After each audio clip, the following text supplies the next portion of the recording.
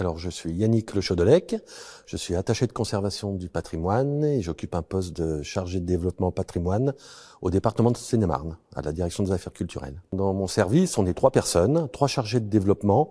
Voilà, l'objectif, c'est de mettre en œuvre la politique définie par les élus du conseil départemental sur la préservation, la connaissance et la valorisation du patrimoine seine-et-marnais dans toutes ses dimensions.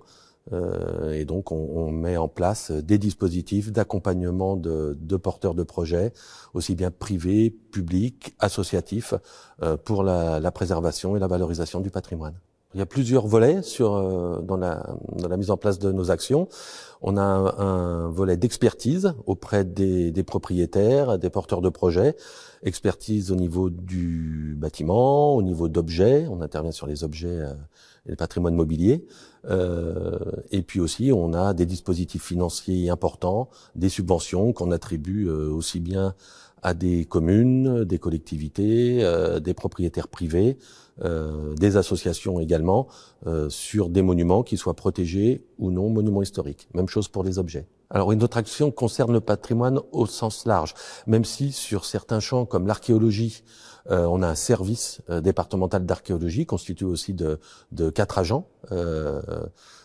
Sur le patrimoine immatériel, nous avons des équipements départementaux comme le musée de Seine-et-Marne à Saint-Cyr-sur-Morin qui voilà, mène des enquêtes, étudie et valorise les savoir-faire et ce patrimoine immatériel important, seine-et-marnais.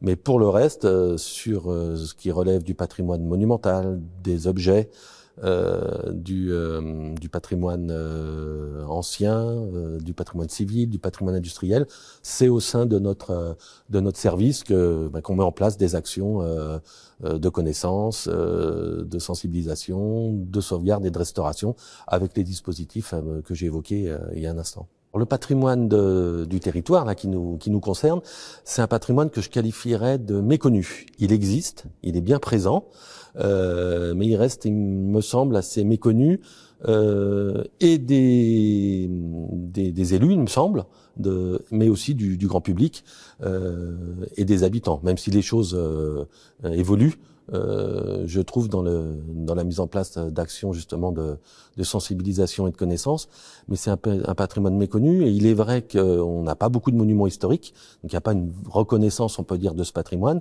mais au-delà de ça, c'est un patrimoine qui témoigne du passé rural du territoire, c'est un patrimoine qui s'inscrit aussi dans la grande histoire, preuve le lieu où nous nous trouvons, la collégiale ici à Dammartin-en-Goële, voilà, où Jeanne d'Arc est passée, Antoine de Chabannes y a laissé une trace importante, un grand dignitaire du royaume. Donc voilà, donc c'est un patrimoine qui est discret, mais qui mérite de s'offrir à tous.